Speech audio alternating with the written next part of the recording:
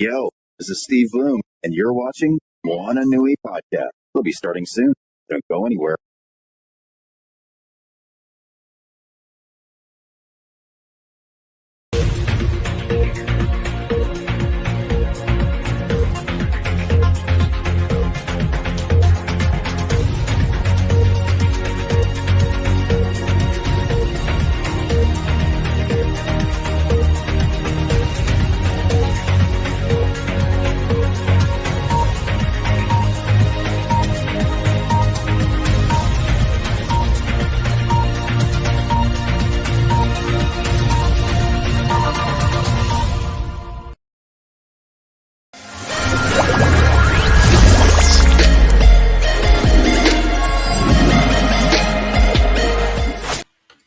Aloha, everyone. Thank you so much for joining our 8:30 episode of the Moana Nui Podcast.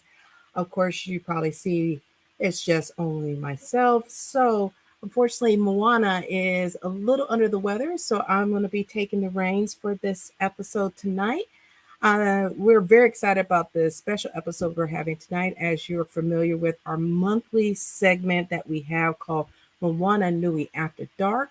But before we get into that, for those that are new joining our podcast, let me introduce myself. I am Dana, the other half of the Moana Nui Podcast. I am a cosplay event and con staff photographer for conventions such as Dragon Con, MomoCon, Anime Week in Atlanta, Rangers Stop and Pop, and more. I do a little voice acting, event planning, and a whole lot more.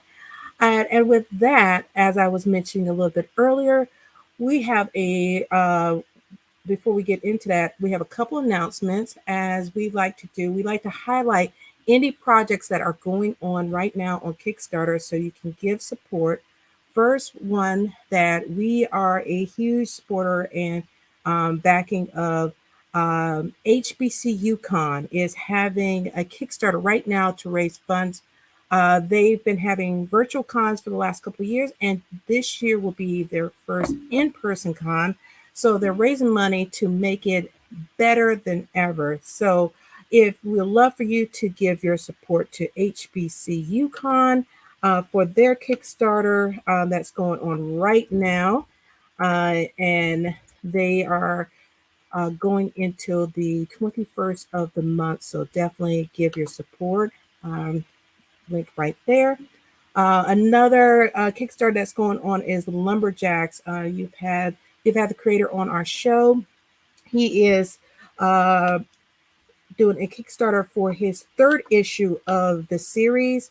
So if you are new to the series or a fan of Lumberjack, his Kickstarter just launched on the 31st of January. So definitely give your support and go to the Kickstarter and click that link and give some support to Lumberjacks, which you'll see in the link right there. Another Kickstarter that is going on, if you have children, another friend of the Moana Nui Podcast has a new mini series called Another Reason to Smile. Definitely check that Kickstarter out. That's going on right now that you can be able to get some wonderful comic book series for your children that they can be able to check out. That link is also right here and also in your comment section. And last but not least, we also have another comic series done. Another friend of the Moana Nui Podcast, Tony Cottrell, has a new comic called Cosmo. The Kickstarter is also going right now. So definitely give your support to that Kickstarter. One thing we always mention that if we want to see change in entertainment, we got to support the projects that are going to bring the change representation and seeing more faces like ourselves out there. So those are our upcoming projects. And now, as I mentioned earlier, we are going to, tonight is our special series that we have every month called Moana Nui After Dark. tonight we are going to have on the discussion of the hit movie Disney's Encanto. So I am so excited to have three amazing people that are going to be joining me tonight to discuss it and have our show opinions, dive deep. Disney, if you're watching, you may want to bring us on. Uh, these amazing people that are going to be part of this panel. So let me bring them to the front. All right, everybody, welcome to the Moana Nui Podcast. And we had to play a little instrumental.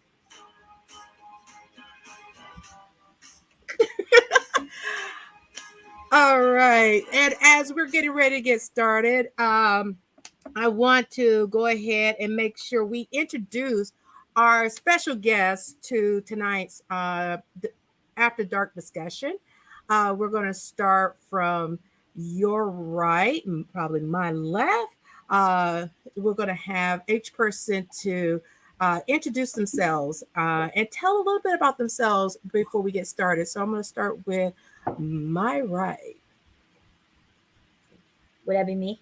Yes, you. I don't know how this goes. I'm sorry. Hi, my name is Lizette Lewis, aka I am Celia Ecstasy. I am a cosplayer. I am a special education teacher. I teach 11th grade, ELA, social studies, and chemistry. Weird. And I am also a mother to a wonderful little boy who's about to turn 10. And I am obsessed with all things Sailor Moon. I don't know if you see what's behind me. Like my little statues and everything like that. And I'm just really happy to be here because I've been obsessed with Encanto since Christmas. I think we all are a little obsessed with it. It's bad. My son is just like, and that's Oliver. Don't mind him. I'm sorry. Oliver likes to be part of the moment. He thinks he's Simba. Yeah, he really does. Mm-hmm. And there he goes. He jumps. Right. And next, we'll introduce our next person on our panel. Right below me, we have royalty in the house, the Prince. John, go ahead and introduce yourself. Hi, everyone. My name is Prince John Leeper. My pronouns are they, them, or they, them, if you have a little tongue twister moment. I am a freelance digital marketing, mainly social media strategist. I am a huge proponent of being your best self, dismantling, familial trauma. And this is why I'm here, because Encanto, I know it hit all of us in multiple different ways. My nerdisms, anime, graphic novels, video games. I'm really trying hard not to spend some money on this Pokemon Arceus for my Switch. That's a later conversation for some folk. But I'm glad to be here, and I look forward to having this conversation. All right. And last, but certainly not least, the man of the hour. We have Mr. Damaris. Go ahead and introduce yourself. Thank you so much. Good evening, everyone. My name is Demarius Newsom.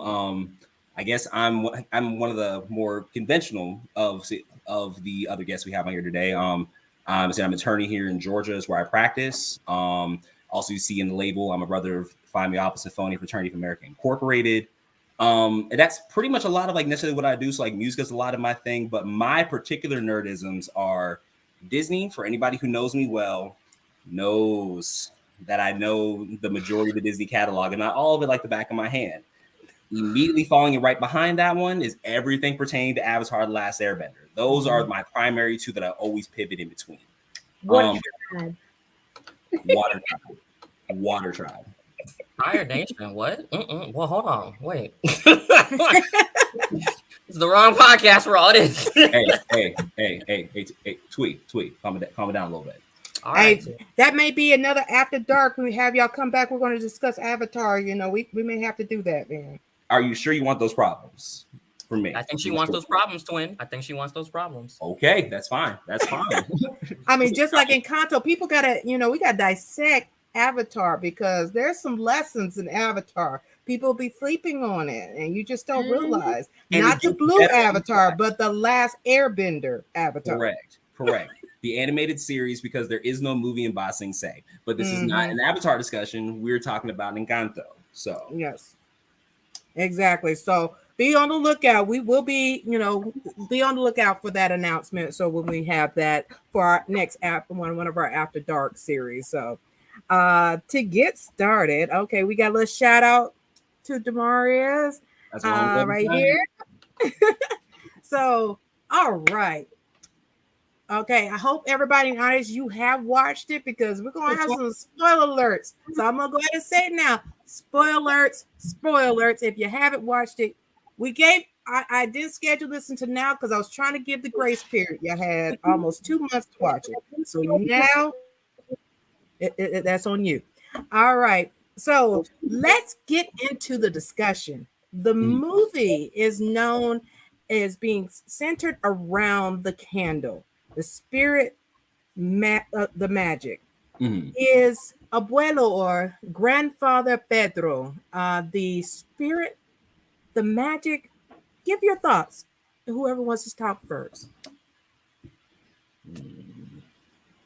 Oh no, you had the spice earlier, twin. Go ahead. I did, because it was less about the candle and more about the river. It's like on the one hand, we could see how Abuelo Pedro could be the spirit of the candle or the overall magic, on the basis that as soon as he dies, protecting his wife, his children, and the rest of his people, that's then when the candle glows, it gets the butterfly emblem, it shoots out all the magic and creates the Encanto. And how there's always hints about Pedro being in the house through the portrait, always specific focusing on his paintings, or Abuela Alma's particular prayer to him saying, "Open my eyes to see the problem." On the other hand, if Abuelo Pedro is the spirit of the magic, and that spirit of the magic is represented by the candle that never went out up until the events of the movie, then if it did go out, wouldn't that then mean that Abuelo Pedro's spirit is then no longer present? That's a good question. I would argue, even if his spirit is not quote unquote present in that moment because it went out, I think it's multiple parts of him. I firmly believe Casita is him. No one can change my mind on that. I think that the relationship that Casita has with the family is Pedro interacting with his family. And I think because of Abuela's attachment to that traumatic event, rightfully so, is when things start going awry. It takes away from that miracle. It takes away from the magic of the family. She loses her place of why it all happened. And so I think I wouldn't say that he is the miracle, he is the magic. I think that he's more of a conduit of it. I think his sacrifice, for people non-religious, I'm sorry, I'm a Christian, so I'm leaning into it. Sacrifices mean things. Even if you're not a Christian in other religions or whatever, sacrifices stand in the place of things that are very important. And so, sorry, that threw me for a second. And so I think he is not the source of the magic, but he's the conduit therein that causes it to come into the plane of existence that they're in. And when everything goes down, I think that not just like that he's absent from being with the family, but the family lost through Abuela's not processing and kind of passing down her issues. He doesn't have that attachment to them anymore. And then once they go through that, musical montage and everything, that brings him back into the place of where, and remembering the why of why, everything went down and bringing the magic back. I kind of definitely see that aspect because for myself, it was, I like y'all were saying, we see that he passes on, and it's kind of like, I call it like that bridge of like from the movie Ghost. It's like he has his presence there to protect the family in his own way. But then, of course, with time and not understanding the true connection to the candle and Casita, it's like, okay, that because of that, like John was saying, that connection became weaker and weaker because it was not the focus that he's whatever, if it was truly abuelo or if it was something else that was given to protect the family, to keep them safe and keep them together. And then it became refocused as this is your duty to everyone but the family. And it kind of lost that genuine connection that it's supposed to have. So I definitely I that was my perspective of it. And I know Lizette will be joining us back shortly. She's having connection issues, so she's disconnecting and trying to reconnect. So we'll continue while we are waiting for her to come right back and everything. Now, all right. Go ahead. Real quick. No, because Twin, you just said something real profound about the sacrifices, right? Because you said sacrifices mean things, right? Remember earlier we were talking about the river, how the river itself could actually be the source of the magic, because it was at the river where at Abuelo Pedro's death is what began the Encanto, and then it was Mirabel's and Abuela's reconciliation of the river that then restored it. What if the sacrifice that really is the source of the magic, that is the deeper message in the movie, is a sacrifice of self for the betterment of others?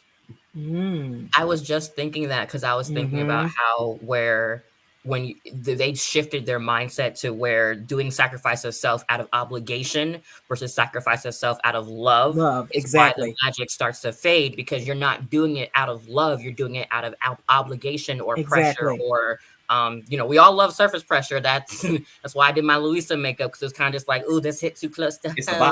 It's a bop. It's a bop. But it was definitely like, I really feel like that. I wholly agree with you. Maybe, I know we had our conversation earlier. For those who don't know, we were talking earlier before this, and I was like, save it for the stream.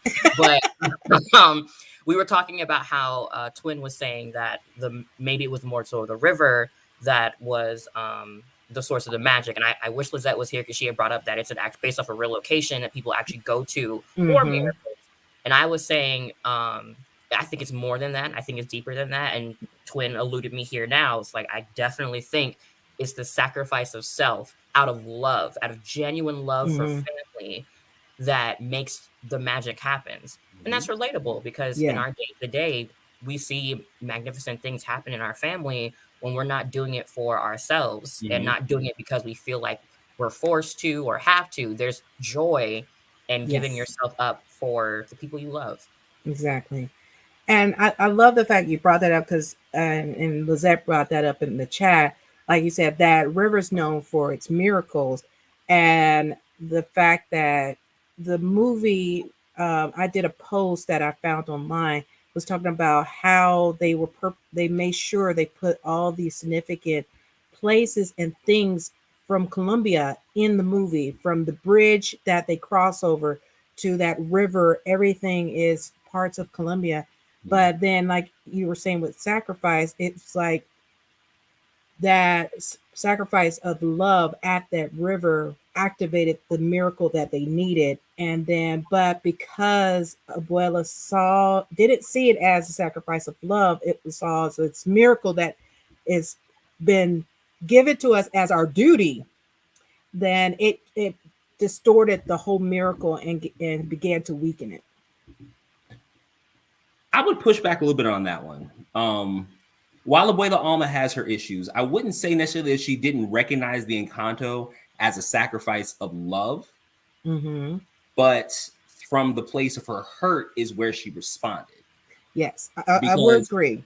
Because the sacrifice of the love of her life is then what gave her this miracle. Exactly. So to her, it's like she's attaching that trauma to the Encanto.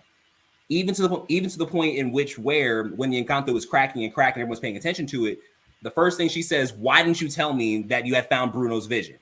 And then he was like, "No, I was thinking about my daughter." She's like, "Look at our home. We got to save our home." That's the first thing that she's always going to, until she recognizes that home is not in the brick, in the mortar of the place where you stay, but in the love, in the hearts of those that you care about.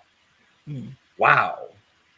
I think some of that is because the second and third generation are separated from the cause, the trauma that she actually faced. And that for her, it's the fact that she lost her home, that she lost her family, essentially. Like outside of those three children, I'm a firm believer that, you know, if the choice is between the person you love and the child, I'm picking the person I love. So it's like she lost her family. She had no relationship outside of bearing these children. She doesn't know these children, but the love of her life gave himself up for her. They don't know that. They don't see that. And I can see why she's so very much attached to the miracle in its more tangible sense of Yes. Casita versus where they're saying the miracle is our family. And Agustin and Julieta are like, and of course, Agustin, if you guys have ever done any like TikTok deep dives or anything, he's not even from Encanto. He's a businessman who came in and saw everything, fell in love with Julieta, and decided to stay. So he literally has no attachment to the miracle outside of like literally everyone else. So he's like, I'm here for my daughter. Like I can almost hear him saying, y'all's attachment to this miracle is a little, but I'm gonna let y'all have it. Like, so Abuela, I will say she's the antagonist, but I would never call her a villain because she's acting out of her own unresolved trauma. And the Casita is her, how do I put this? Casita is her tangible result of said trauma, whereas for everyone else, it's the family that is a tangible result of a trauma that she didn't experience. Hi, Lizette. And I think it's a lot of that. I have the technical difficulties. I apologize. That's all right. That's all right. We let them know we're going to be talking. We're going to be talking. But one thing I always notice about Abuela is like they always say when you have a form of trauma, you associate or put your energy into something else so you don't have to reflect on that hurt. So her energy was always the family has to help the community. We're given these powers to protect the community. So getting, Luisa, everybody had to use their powers for something within the community. And then you saw in the memory reflections that Mirabel was having that you also saw the when they did flashbacks of Abuela sad, crying, but then okay, it's time to go out, put the shawl on and walk out with a candle. But she only had that time to really to have her emotions only in that room, but only for that short period. And then she had to go and be that strong one. We got to protect everybody. And she was using that as, I don't want to say unhealthy, crutch or anything, but that was unhealthy for her because she lost the view onto her family. That was the most precious thing because that miracle saved their family and all those people. I just thought about as you were saying that, as I remember, because I had rewatched the movie to prep for this, no one ever asked her to do anything. No one, she took it upon herself to take that miracle and be like, okay, we were blessed. And so now I'm responsible for saving everyone and putting that. She decided to redirect her trauma into being useful and pass that habit down to the next generations. Because when I was rewatching it, I was just like, your history, when we look at those flashbacks, you were just kind of someone in the village. You found someone that you fell in love with, and you, as a village, decided to escape. And his sacrifice, produced this miracle, and everything else happened. Nobody asked you to be the village leader. You chose to do so, and that's perfectly fine and valid. But you put that pressure on yourself, and then pass that pressure on to the little next generations and the next generation. Exactly. And then don't have that same attachment. And when they don't live up to what in your mind was what needed to be done, in Bruno's case and in Mirabel's case, you essentially emotionally bully them out of the family because they are not living up to what you decided was something that needed to be done. And I can see why that at the end, when the village all showed up to help them rebuild Casita with or without magic, it shocked her because they hadn't done that, she chose to do that. And they're like, well, no, you didn't have to. We're here to help you. You can lean on us. We can support you. We didn't ask for this. Lay down your load. We're only down the road. That's right there in the song. Exactly. And to go back to what you were saying about how she put that pressure on herself and then put the pressure then on the subsequent generations, it then gets to a point where the movie itself, when I think about it, kind of also pivots between love and obligation. Mm-hmm. And initially, the pressure is to use your gifts to serve the community. Eventually, only suiting to out of obligation. To the point, and that's why Louise started cracking under pressure, because she's literally the animal wrangler and the construction person and literally everybody else. But I'm like, so y'all can't ride. I'm like, so y'all can't ride your own animals. Y'all can't move this kind of thing. So Louise is like running all this kind of thing, and then she's cracking under that pressure because she's like, I didn't ask for this. Yes. Right. But I keep being told I have to do this. Right. She was like a little while back, two people decided to get intimate. I showed up here. I touched a magic doorknob at 5 years old. Lo and behold, I'm Superwoman, and now now I'm the city planner and the city manager. Like, yo. And you saw that she was walking, Louisa, the donkeys. Louisa, my house is crooked. It's like,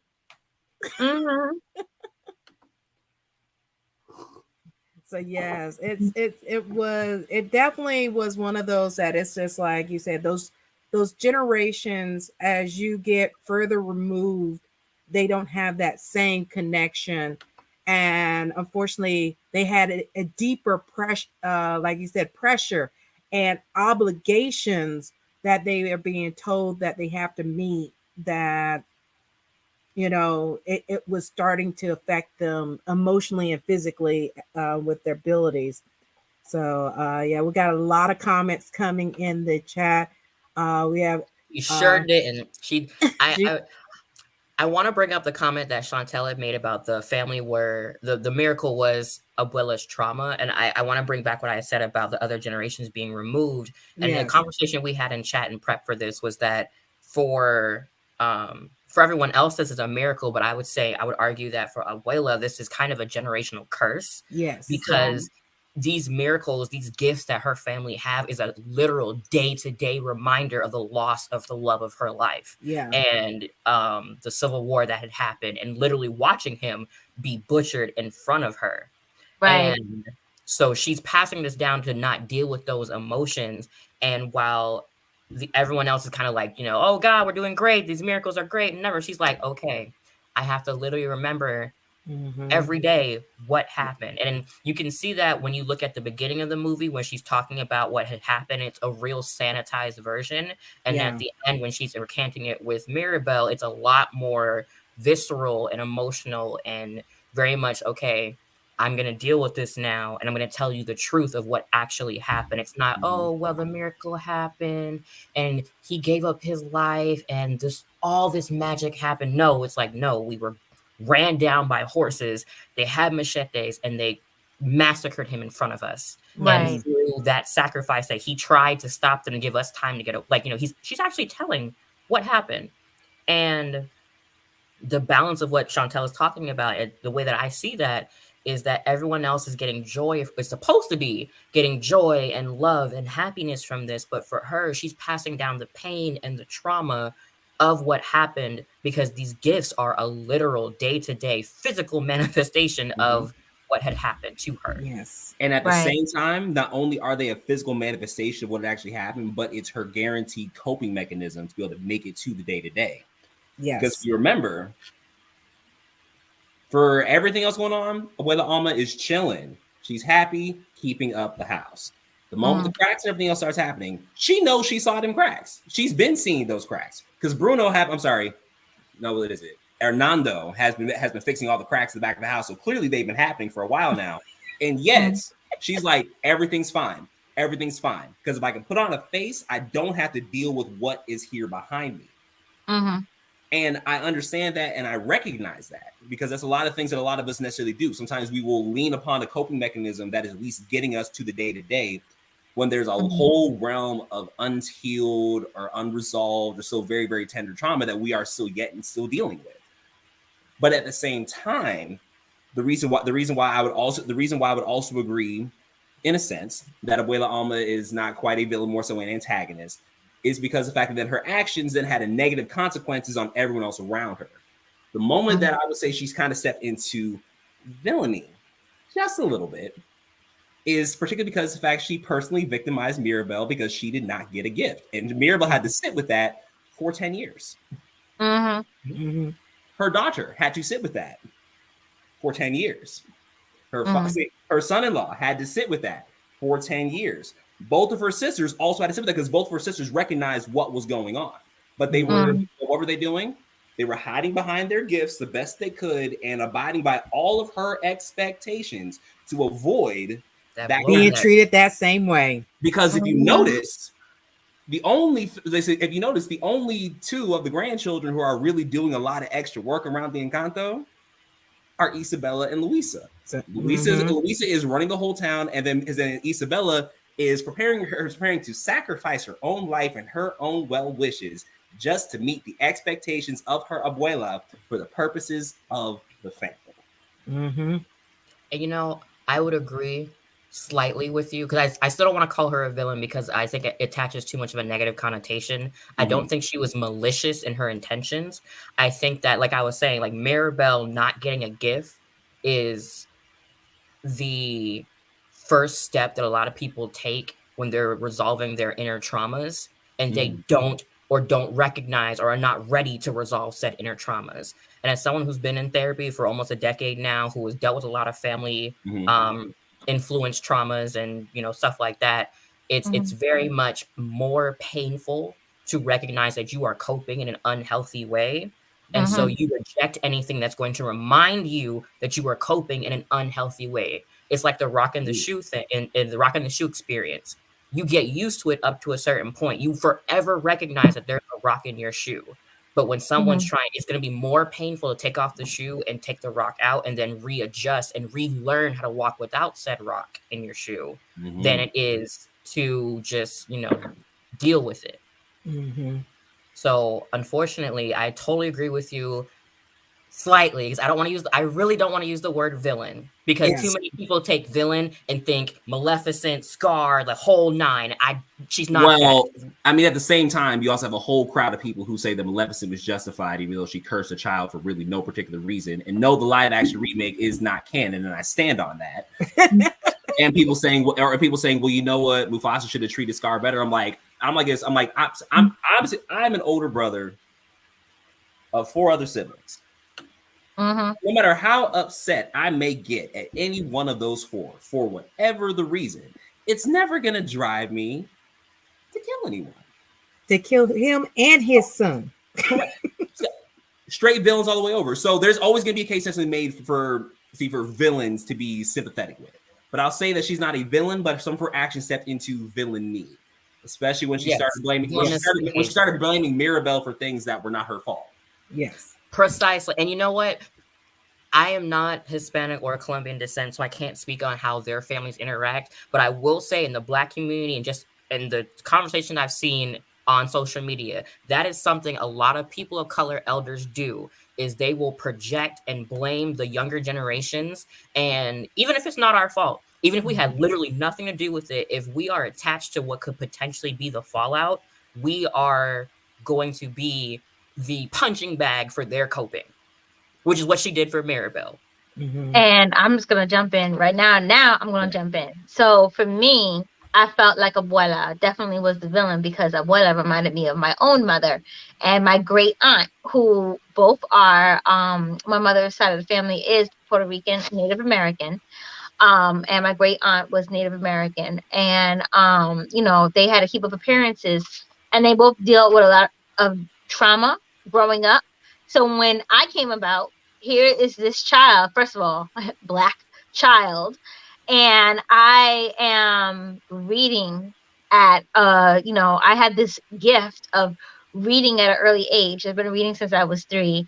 I questioned everything, and I was picking up things so fast while my mother was dealing with a lot of things growing up. So long story short, I was considered the outcast of the family because of I questioned everything. I wasn't living up to their expectations. They thought I was gonna like take care of them in their old age. I'm like, pause. I'm going to college and I'm gonna be a teacher and I'm gonna have a family. I have to take care of myself. So sorry, not sorry. Get a nurse because it's not gonna be me, And so for me, Abuela reminded me so much of my mother. I was like literally traumatized. So like my sister, I have a little sister who did take care of her mother.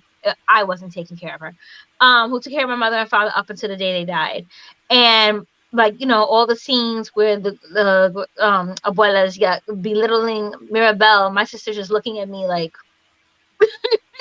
and I'm looking at her like, yeah, I know. So for me, abuela felt like a villain only because of my traumatic experiences growing up.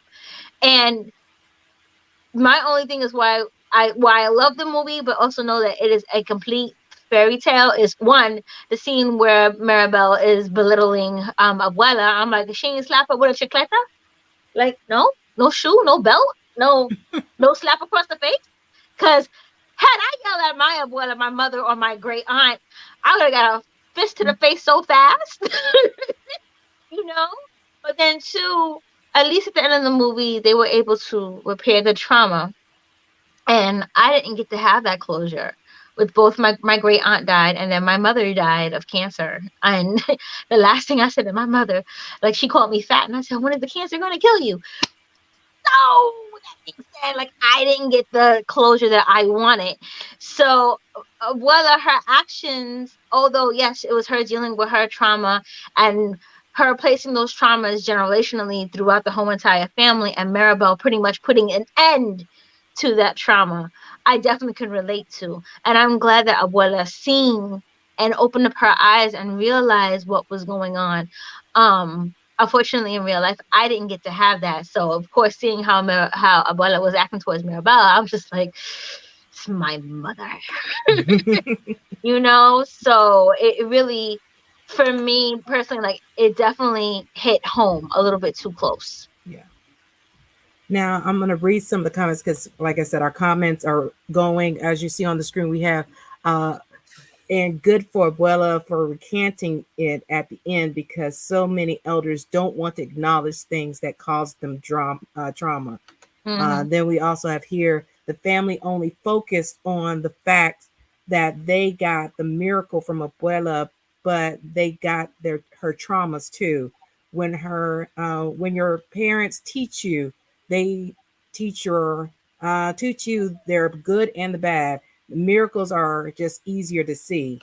Mm-hmm. And then we also see here that I don't know names yet, but the young lady in the gray while conversation reminded me about the song Surface Pressure, which resonate in Louisa.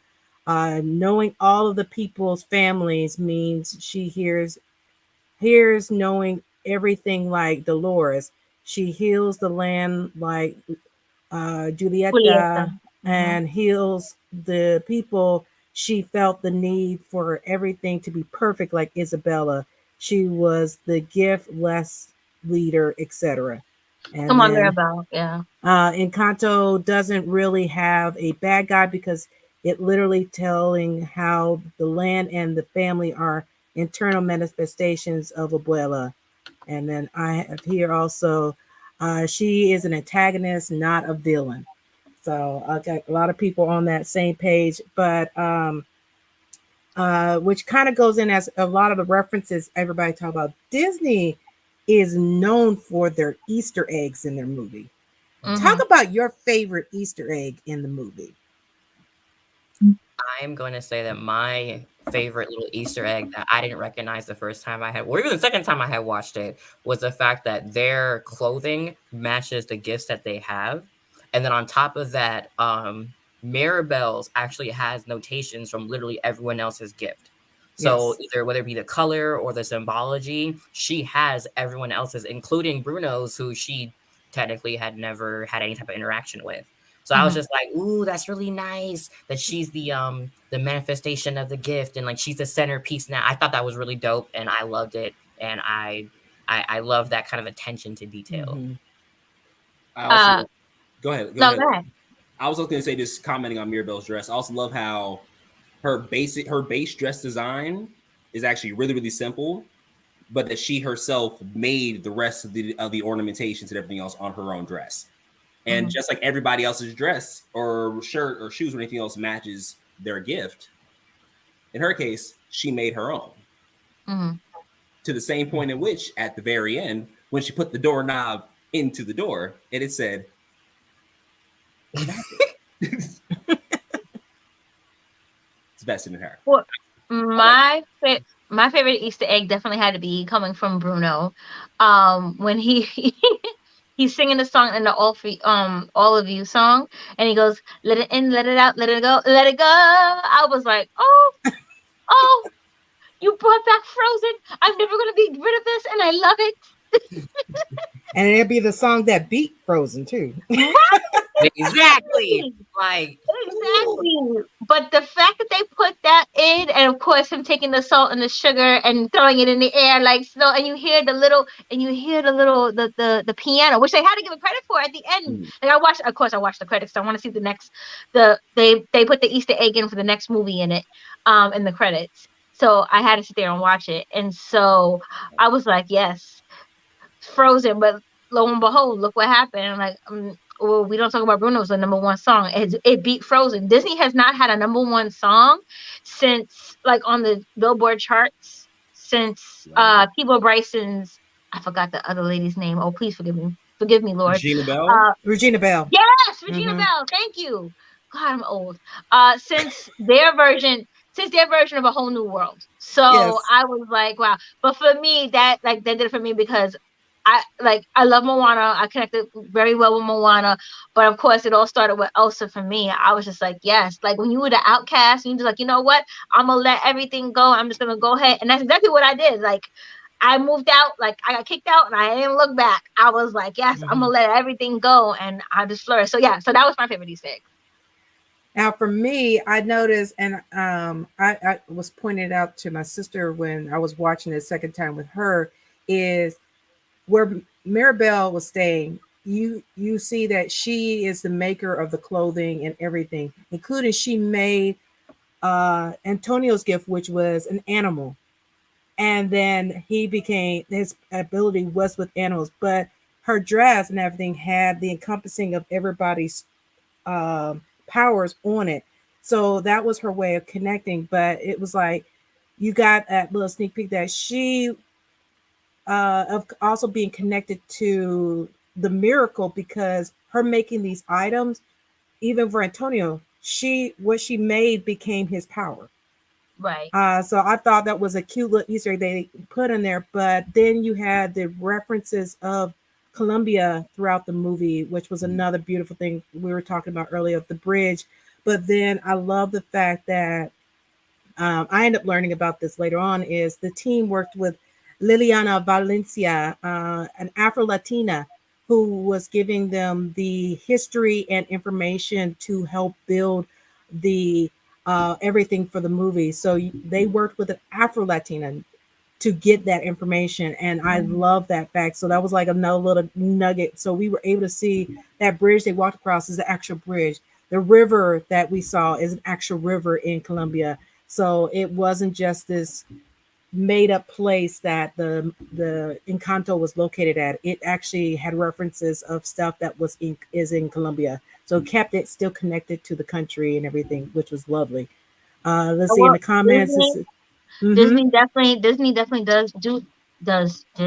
I'm tired, but forgive my English, okay? Disney does their homework. There we go. That's how it's trying. Yeah, I was gonna say, like, in recent years, at least in the recent movies that are more cultural based and less kind of like fairy tale based, I Disney has done or tried their best to do their homework in making sure representation is, a thing. The fact that majority of the cast are Afro-Latina or of Colombian descent. A lot of them are on TikTok, and I started following them, and I'm like, yeah, there's dark skin, Afro-Latina or Latin people in this, and like representation is a whole thing. I'm like, Disney, sometimes the House of Mouse gets it. The girls that get it. Can we just talk about how Theo Felix really looks like the voice actor really looks like Theo Felix? I think you are told you I love him so much. Felix is the gem. Theo Felix is the gem. Yes. That yeah, we're gonna get into Tio in a little bit. We have to talk about him. Okay, I'm gonna go into my next question. A lot of people, because as soon as the movie came out, it became a big thing of Dolores, her look and everything. But Dolores has the ability to hear even the drop of a pin, no matter where. Do you think she has the ability to like turn her powers off, kind of like what Peter Parker talking about with Miles Morales? Like, do you turn yours off, or do you think she has to listen to everything and have to mentally process dealing with hearing all that from 5 years old when you get your gift? I think if we look at how like the hearing people develop, how they develop the ability to hear, without any other type of issues or things, you learn how to tune things out with white noise and stuff like that and all that type of experience. So I think it's not something she can turn off, but it's more of a conscious decision to pay attention to what is being said. And, we obviously know she is the family secret keeper. She is the one who hears everything. I think she just is able to, in her mind, shift things to being white noise, or something's being like, oh, wait, there's some juicy gossip. She's back. So it's like, I don't think she has the ability to turn it off per se, just like how Louisa doesn't have the ability to turn off her strength. It's just more so, what is she going to be paying attention to? Mm-hmm. And I want to piggyback off of that. So like when we talk about Bruno, at first, when you first hear it and it did the roundabout and everyone is singing, of course, Camilo part comes out the loudest to me. And then it was Tia Peppa and then Theo Felix. But then like through TikTok, I was like, oh, I didn't realize Dolores was singing and had a different line. And she's so quiet when she speaks, because of the hearing thing. But I like, just to piggyback off of what Prince John said, like I learned how to take my ears and just focus on Dolores's part. And Dolores comes into my left ear and Isabella's part comes into my right ear. And so I can hear them saying their parts and they're both saying the same thing at different times, saying, I'm fine, I'm fine, I'm fine, But it took me a while to realize it. So like now when I listen to the song, I only hear Dolores. I don't even hear Carmelo anymore. I don't even hear Theo Felix anymore or Tia Peppa. I only hear Dolores' part and Isabella's part. But if I really focus, I can only hear Dolores. So I think she can, if it's just like what they said, selective hearing, like learning to cope and learn how to deal with it, especially when they had their powers at such a young age. I think they can learn what to tune into and what to tune out. I would also agree. Basically just in that, like, they're receiving their gifts at 5. Mm-hmm. What all did any of us have mastered really at 5 years old? Let's just really be honest. I can do the Rubik's Cube. Not anymore. I'm lying. I used to. Excuse me then. Well, for the rest of us out here who aren't solving Rubik's Cubes, really, when you think about it, when you're 5 years old, right. You don't really so much have like a mastery over so many things really that young. You kind of got the basics, but then as you get older, you improve on those finite skills. So just like Louisa has figured out basically how to master her strength with whatever task she necessarily has to handle, or the Isabella was just like, okay, all of my flowers are perfect. That takes time and practice. So I would also think that Dolores would be able to do the same thing in terms of knowing when and when not to listen. Because clearly she can be paying attention to everything else is going on, and then stalking Mariano all day, every day, with everything she's doing. And then she popped up like this. She was like, I think because she can listen, I think it also fueled her personality of being a gossip and nosy as heck. Because if you can listen to everything, why not? Mm-hmm. Why not? If it's interesting, like we all do it, like, if you hear something and you're just like, oh, hold on, wait, let me. That's me all day. That's me in the classroom. All day. when the kids are talking and I hear the gossip, I'll be sitting there pretending like I'm sipping on something. In actuality, I'll be tuning in and I'm like, huh? What? Right. What? On The the tea be hot, fresh. You like, oh, she said, Bringing a whole gallon of tea. I do the same thing at work. And I know for a fact that she was tuned into all of Bruno's soap opera dramas and stuff like that's something I've been seeing on TikTok. A lot of people Yes, Those memes like is their love could never be. Why could it ever be? right. And then Willa's like, Dolores, huh? No. Some dust flew my eye. Exactly. Right. So it's like, you know, she loves the tea, the gossip, even in that scene where Augustine said, no one can ever know. And she's like, ooh. It's like she lived for it because how did she I know she could hear them. So she knew how to be right there to just sit because what was she doing in that hallway? Nothing. Yeah. Just sitting there. And it's funny because she just stops and she looks just like, I know. And then she does that. And then just, you know. but here's the scene at the dinner table, like before it became drama. I was listening. I was just like, and she looks at me, and I look at him, and he's looking at me, and I look at him, and I'm just like, this is getting good. But you know, I would argue, because she did what she did at dinner, and because she knew it was going, she knew Bruno was there the entire time. The song shows that she knew that she was there. I think she was ready to start everything off. Like, I think even subconsciously, she was like, I'm tired of this. I'm tired of this nonsense. You're causing harm. And I can, at a certain point, you boil over. I cannot keep this to myself. Like, this is not petty drama. This is not petty, village gossip. This is like, oh no, this could be detrimental. And I am not of age to be the kind of person to hold this to myself. No. And so she's like, and then not only that, she's about to get engaged to the man that I love. I can't hold this anymore. I need to do something to exactly. And cousins be petty, and they may not fully understand what she had done. Like, oh, whatever. It's like, no, okay, you want to be with the man that I want to be with, including that Bruno gave me a prophecy that I'm going to end up not with the man that I love. Let me shake something up real quick. Let me change my fate real quick. Right. And I love the fact you brought up the song because Dolores mentions we don't talk about Bruno. The following line, it's heavy lift with a gift, so humbling. Always left Abuela and the family fumbling, grappling with prophecies they couldn't understand.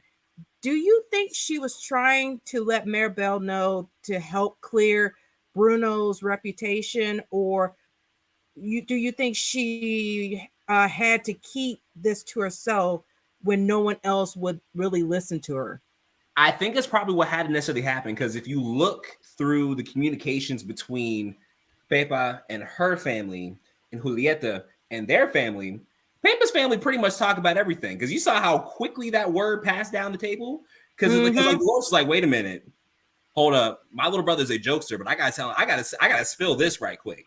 That's enough. That's enough trust there that he immediately said, because if he was worried about anything, he wouldn't have immediately told his father. He would have sat there quiet and said, we're gonna take care of this later on. It would have been one of them, would have been kids save the adult adventure things that we always see. He said, no, Dad, you are not gonna believe this right quick. And then Fails passed it over to Peppa. Where was I going in this rant? I was going somewhere. I was going somewhere, and I'm upset. Well, while you figure that one out, Twin, I don't think that she was trying to convince Mirabel. I think that she probably had heard Bruno from the beginning, and she may have tried to tell, as Demarius was saying, they're the family they are the gossipers of the family. And I feel like she may have started to tell them. And of course, she was young when Bruno first disappeared. So you're going to dismiss what your child is saying. Exactly. You're hearing something else. You're hearing the house settle. Like, no, I can actually hear him. He's talking to the rats. Any reasonable adult is going to look at a child and be like, talking to the rats? What? Because, they don't know that you can talk to animals until Antonio comes around. So to hear Bruno talking to the rats is like, yeah, okay, baby. Right. So at a certain point, I feel like she just got kind of tired and fed up of being disbelieved until Mirabel is now making a conscious and active effort to figure out what had happened. And so she's like, hey, I can hear him. And here's what I'm hearing. And I don't think she was trying to like sway or change Bruno's perspective in Mirabel's mind. I think it was just more so a factual statement. Yeah. I can hear him. Like I can hear him. So he is close enough for me to hear. Right. Well, to put a pin in that one, because I personally think when she said I could hear him now, I think she was actually referring to the person that she was in love with, which was Mariano as opposed to Bruno. But in terms of going back to the clearing up the Mirabel thing, there we go. I'm here. I came back. I would say that she was trying to change her perspective, because as far as Mirabel knew, she was like, okay, so Tio Bruno left, and I don't know why, because she was too young to remember, and or she was never told. Then it was her conversation with Luisa, and it was like, yeah, so like there was something like he had a vision, and then that's why he left. Then she went to seek him out, and she's like, wait, why am I in your vision, bro? And so I'm certain Dolores is probably hearing all these other different conversations, which is then why she just pulled Mirabel in close and said, hey, by the way, so I'm going to change the grammar a little bit. Though I've grown up to live in fear of Bruno stuttering and stumbling, I can sort of hear him sort of muttering and fumbling. Then she's recognized the sounds she's hearing that's in the movie. And then that same verse you said, such a heavy lift with a gift so humbling, oh, such a boil in the family, fumbling, grappling with process they couldn't understand. She was like, it's not everyone else. It's not Bruno's fault why everything's going crazy. Y'all just don't understand what the man is really saying. Can I double back to what Demarius, right? Yes. Right. Make sure I want to make sure I got it right. I want to go back to what you said when Dolores was saying I can hear him now. Is more like with Mariano. I think Disney or the writers, that was the double entendre. So like, even though I can hear Mariano coming right now, but I can also hear Bruno, I can hear him now. So I think definitely it was relating to both. I can agree with that in a sense, but in terms of what her verse is in that part of the song, her part of the Madrigal, because the Madrigal is actually when a group of people are having a series of different lines sung together in the same point. That is correct. Yes. But her particular line, she said, she's like, it's like, he told me the man of my dreams. So I guess he told me the man of my dreams would be just out of reach, betrothed to another. I can hear him now.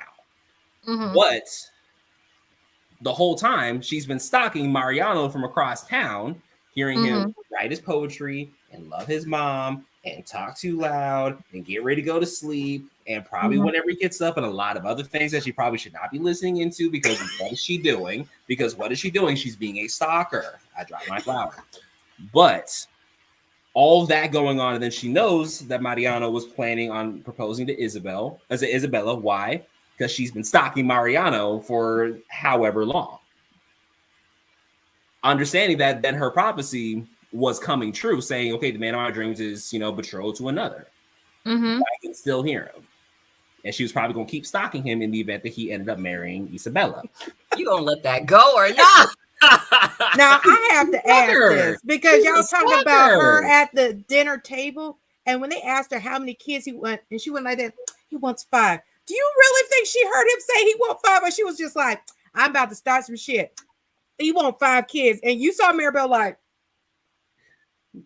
and then Elisa and all of them was like, and because you saw her with that flower.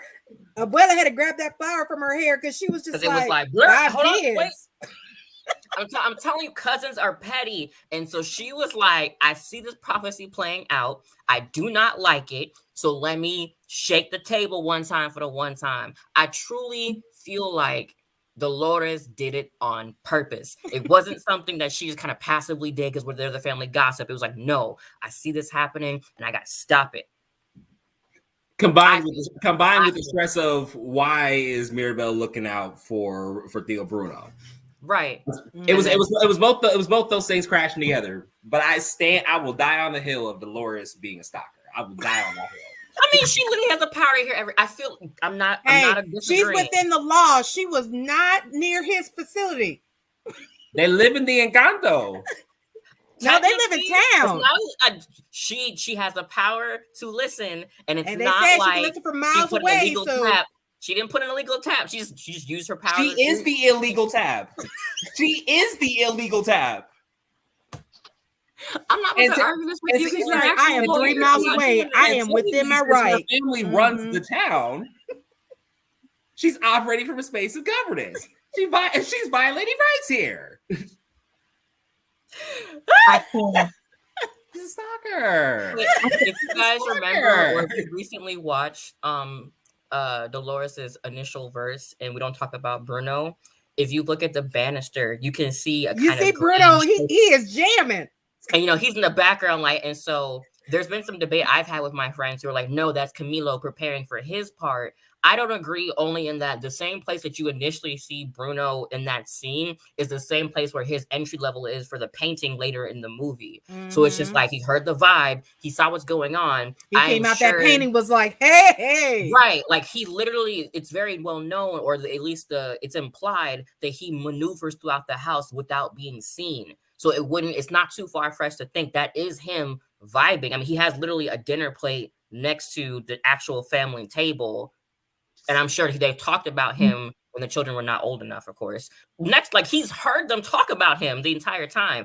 I think if they're singing a song, he's vibing. Literally, I'm sure he has heard that Dolores is the only one who knows that he is there in some capacity, like even subconsciously. So of course he gonna shake a little bit when she's singing about him.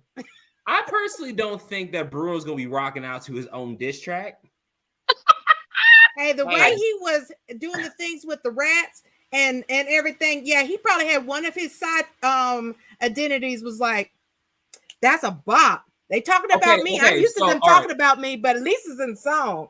All right, so we'll say that was Jorge or maybe Hernando. It's probably Jorge. Probably Jorge. It was probably Jorge. Mm-hmm. Jorge is the bonehead of the trio, so that's yeah. I think it was Jorge. He was probably like, "This is a bop." Okay. But at the same time, it was like when Bruno was explaining to Mirabel about what happened to his vision, he was like, "I saw it." He was like, "I knew how it would look. I knew what everybody would say. They would say that I'm Bruno. I mess everything else up, so I left." Mm-hmm. And then when Mirabel found his drawn-in place plate with his name on it. Right through the painting of the wall. Mm-hmm. And it's breaking my heart every single time. When the camera pans out and you see Mirabel in focus, if you look back behind, Bruno looks ashamed of the fact that he wants to still be close to his family, though he feels like he never really can be. Yeah. Mm-hmm. So all of that is going on in his mind and everything else, which then goes back to my point of, I don't think he's rocking out to his diss track. I think he's probably crying back in the corner because here they go again with the choreography and the rehearsals they have every Tuesday at 6 p.m. Like, hey, that probably was his only time he felt like he was part of the family. He could be in the background dancing. He's a background dancer. Trying to get it out of her.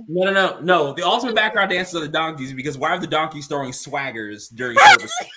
Whole 8 counts, Whole 8 counts. Going ham, like, and giving face. They were throwing swaggers, going ham, and giving face. I don't get it. Like, wig was thrown. Like, Jesus. Sorry. Talk about how Lin-Manuel knew what he was doing. The man's a genius. Have you listened? They had to wrench him singing from them because the demos. I love Lin-Manuel. I love his writing. I love his arrangements. I do not like his singing voice. Yeah. I don't like his speaking singing voice. So people have found the demos. Leguizamo was like, I got this. I got Bruno's portion. Right. Like they found his demos. People have posted about him on TikTok. Apparently someone had tweeted him about it. He even tweeted and quote tweeted that saying, I see what y'all done with my demos. I'm not posting them no more. Like I love his musical genius. Sir, please stop. No, because he put his foot in the soundtrack. He put his foot in the soundtrack. He put it in Moana. He put it in this soundtrack. Everything he touches, it's like those memes said. Y'all finally getting the freaking soundtrack from his last masterpiece out of your head, and then here comes. We don't talk about Bruno. Kicking the door down. But here's the thing. I will say for me personally, we don't talk about Bruno hasn't become my favorite bop just yet, but it has been on repeat today, and I do not know why.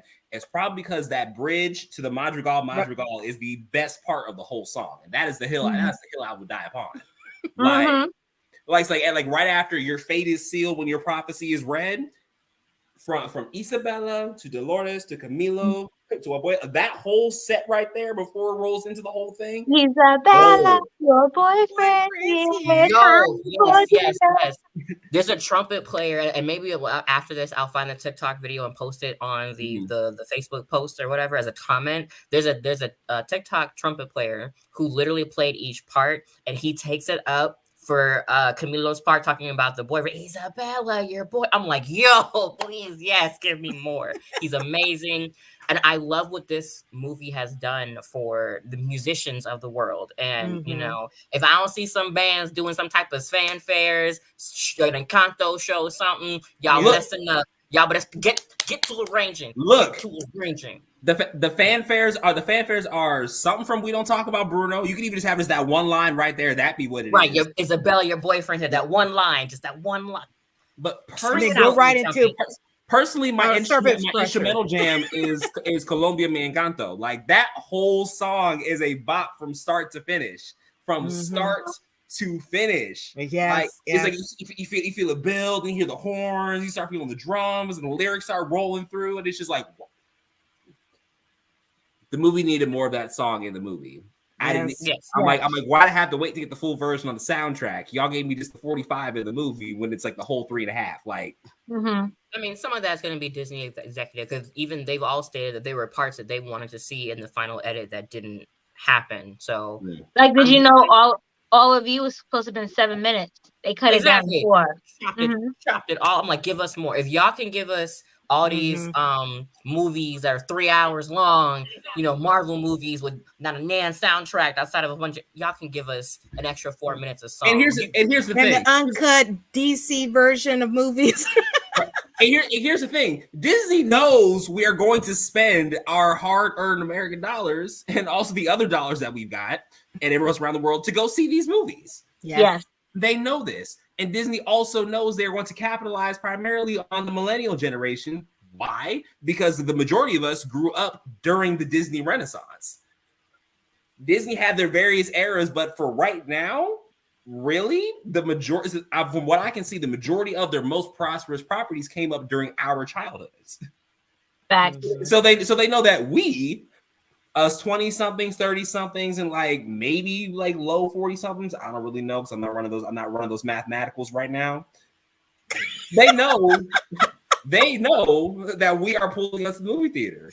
They know that we don't stream it. They know that we're going to enjoy this movie, which is exactly why, just like you see that one post going around saying is like all the writers at Disney must be millennials, because you know what this family fun movie needs? Generational trauma.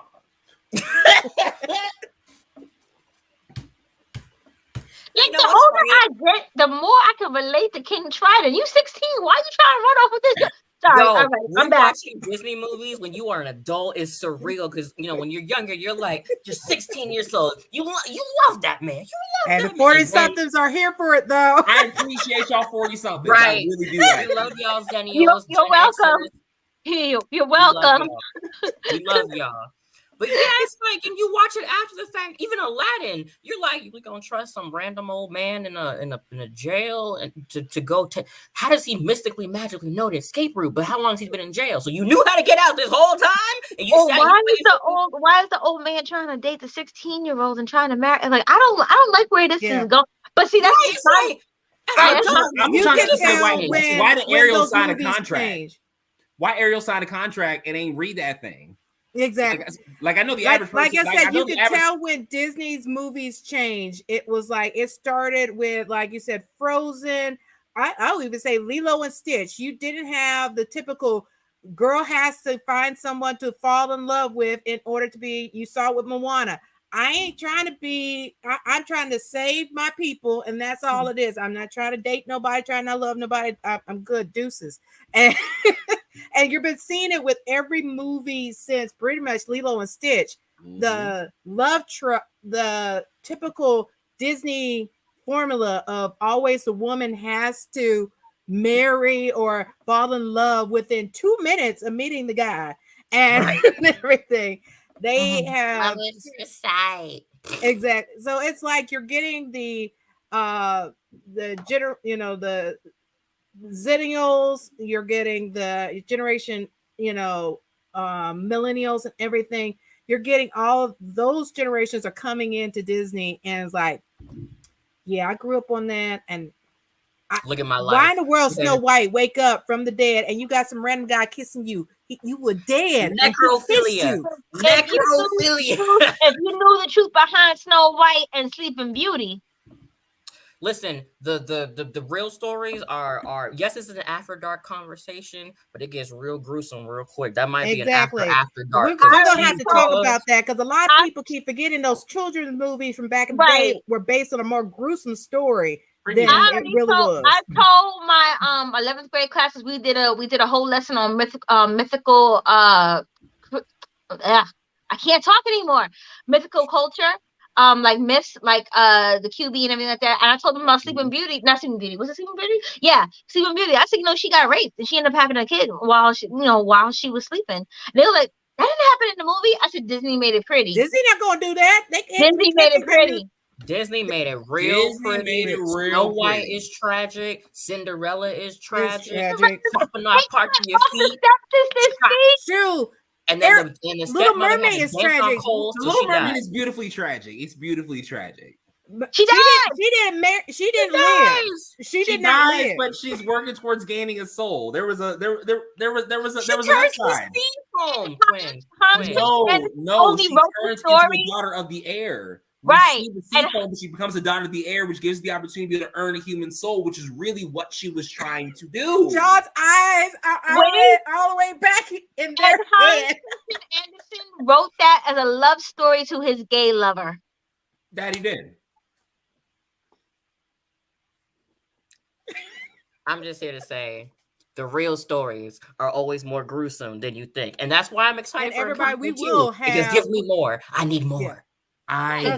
We'll do another After Dark, so we're gonna dive into that for y'all. We need some Disney deep dive After Darks because but we're gonna have to have another After Dark just to talk about the Disney truth versus movie. Disney truth. Because even what they did to Scar, if you read the novels that came out after the movie, his name not even Scar. He has a whole other name. His name means trash. His actual real name means trash. I'm telling you, Disney. It's a whole. Disney beautifies was like, ooh, right. I'm gonna Cinderella this bad boy, and boom, it's about to be a movie. I mean, they did also make Zeus a loving father and Hera a wonderful and gracious motherly figure. When we all know the truth with them 10 Heracles' 10 labor. I hate Pocahontas. I hate Pocahontas. There's only one scene that's real. We do not trust these white people. That was the only scene that's real. The only scene that's real. I really like the movie. It's a beautiful movie, but it is historic. Disney always has some banging soundtracks, but what happened? It is so inaccurate. Was not what happened in that movie. Pocahontas will always be a feel-good movie for me. I'm sorry. It is a terrible movie historically. It really, really is. I just enjoy watching it. I hate that Disney did something to Pocahontas. I hate that they glorified Pocahontas and made her older than what she really was. I know it's bad. It's bad. Like if you decide to be, I'm going to say morally reprehensible and take out literally all the context, it is a very beautifully cinematographically art, great, beautiful. The music is great, but then when you actually look into it, you're like, no. Exactly. It's so bad. Like Mari says, Pocahontas soundtrack makes you forget the real story. Correct, Mari. It's really the soundtrack. When Mari, Pocahontas came out, my co-teacher at the time, she was a little white Jewish girl, and she said, "Oh, she loved Pocahontas," and she's telling the story to the class, and she said, "I love Pocahontas so much." And there was a point to it, and she said that I dressed up as Pocahontas for my Pocahontas' 3rd birthday party, and as she's telling the story, she slowly looks at me, and I slowly look at her, like, "What are you trying to say, white woman?" And all the kids in my class are looking at me. They're like, "Miss Lewis, don't do it." I'm like, "Did you seriously do as a Native American woman and celebrate the fact that this grown man sat there and tried to statutorily rape this woman?" And she was like, "Yes," and I was like, "What?" Oh my god! Oh my god! She's like, "I'm so sorry," but the whole point of her telling that story is that we showed the movie Pocahontas, and we talked about what was historically inaccurate about it and why Disney glorify it. The N-word was too stunned to speak. I just Yes. My students were like, "Don't rip into her. She didn't know any better." I was like, I'm shook. "You got to." Drink your water, twin. Drink the water. Yeah, but Encanto, awesome movie. Exactly. All right, let's get back to Encanto. Oh god. All right. Before we made our lovely segue, we're gonna bring it right back since we were talking about the donkeys. With Antonio's ability to talk to animals, couldn't Antonio have talked to the town donkeys to help her out? Why or why not? Here's the question. Dang. Yes. I feel like I feel like when it comes to Antonio, it's very much like he's 5. So everything is from his 5-year-old perspective. Right. And obviously the rats have told him what's happening and what's going on. But I feel don't eat those. Like how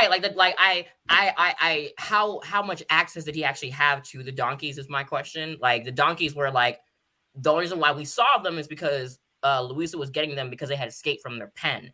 And Antonio's 5.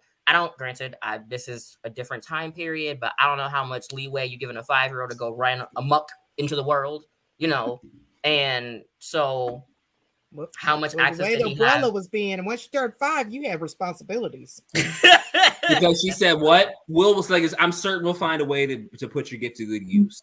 However, on the same point about Antonio only being 5, Antonio is going to be the first of the Madrigal lines to be given a gift to be able to use it freely. Mm-hmm. That's very true. Yep. Lizette, what you got? So you notice at the dinner table, he was the only one who didn't really speak or say anything at the dinner table when that whole thing went down, right? But somehow the animals just knew to go into Uncle Augustine's pocket and put things together. I think Antonio was secretly telling the animals, like, "Look, I think they have a secret. Go ahead and see what's going on." Like he was talking to them under the table.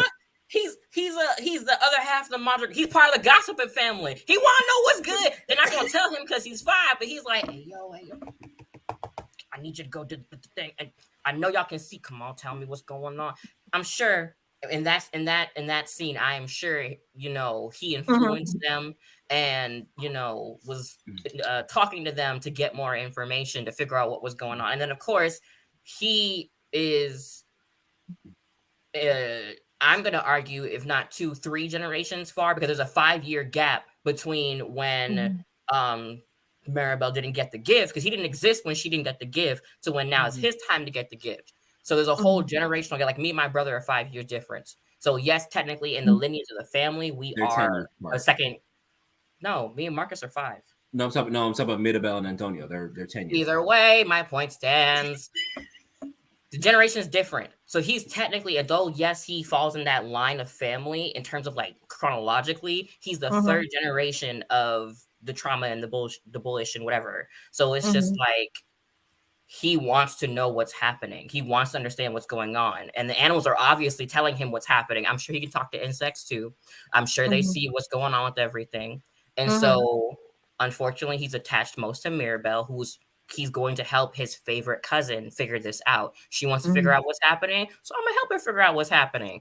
Uncle Augustine got the tea, and they not telling me what's happening because they think I'm too young to find out. Ayo, my whatever animals, ferret things or whatever. Go figure this out for me. I don't know what they were.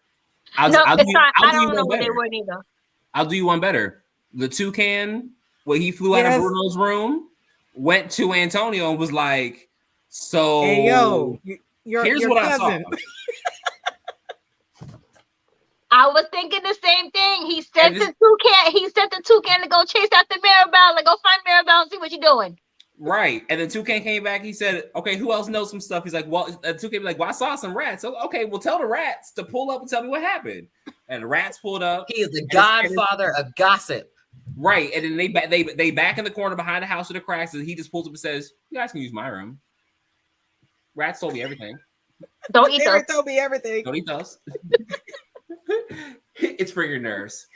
So the rats was like, "Oh my God, somebody's talking to us beside Bruno." Rats had a whole jaguar chilling. Which I love his room, and I want his room. Can we talk about the rooms? I want his room. But I think that's why the rats like told everything. They were like, "What? You understand us other than him?" Oh, finally, we're gonna tell you everything. Their guts. I know they're like they started complaining about all them telenovelas. Is what they started doing. They was like, "Is why Bruno keep putting me over here? Like, I'm not a blonde. He knows I'm a brunette. Why he keep putting me in this costume?" It's like that TikTok sound. Like he obviously, I'm not sure Bruno is gendering his rats appropriately because you're like, I have a vagina. Like, you know, it's like I'm sure he's not gendering his rats appropriately. It's like why am I being in this role? I'm not I'm sorry. Bruno didn't care. He's like, everybody is non-binary. You're playing every part. Right. And your love will never be. And the rats was like, that's my cousin. I can't. Not Game of Thrones. So I said he was watching Game of Thrones. Screaming. I'm dead. I like how you say you screaming and not a single scrump was done. Because I'm screaming internally. I'm screaming internally. Mm-hmm. You scrumped? Okay. See. Oh my goodness. I scrumped internally. Mm-hmm. All right, let's do one more question as we're getting close to the end. All friends. So many of us connected, as we talked about at the beginning, to this movie because due to the generational trauma and the sibling struggles. How did you connect to the movie, and which character did you connect the most with? So Bruno and Mirabel. Okay, that was me. I'm the outcast of the family. I ran away, and everyone blamed me, and no one liked me because I was different. Period. And how did you connect to the movie? How did I connect to the movie? Yeah. Well, one, like I said, I do have some Latino. I have some Latino background, right? So of course, the music for me was just like. And the movement, I teach, and one of the things I didn't say in the beginning is I teach dance. So I'm a Zumba instructor. So I've been like salsa, bachata, all that. But to see the movements and everything like that was just so beautiful for me. The way how they used the skirts and the clothing was just gorgeous to me. But overall representation, like granted, yes, Disney still owes me for the freaking Princess and the Frog. I hate that movie too, but we ain't gonna talk about that right now. That's going to be in our Disney discussion. We're going to have the real to fake discussion. We're going to do that. But I do love the representation. I love how this is like the first Disney film where people who looked like me in some capacity, Theophilus, love him, 4C hair, and you have Antonio, Camilo, Dolores. They look like me. They could be me. They could be people who I know. The students I mainly teach are from Latino backgrounds, who will be Mexican, Venezuelan, Puerto Rico, Dominican Republic, some of the Colombian. I got to show the movie in class. I was really happy about that. We're talking about family trauma. We're talking about family trauma, and then we played in the Heights, but we won't talk about that neither. For me, seeing the representation was so important to me.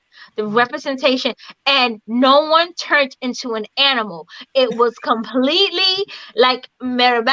You could tell that she had the curly hair. And I love how people who are 100% Colombian or 100% Puerto Rican, they could also relate to the movie too. And I'm like, great. You see how receptive this is, Disney? Let's have more of this. You know, Mhm. I love Soul, but that's Pixar. I love Soul. I love the fact that he, he turned into a thing, but then he came back, but then they switched bodies. I still love Soul. So for me, Soul was good. Soul was great, but I didn't watch Soul last Christmas 20 times in a row as much as I watched Encanto. I watched Encanto at least 20 times. I'm not supposed to say how many times I watched it.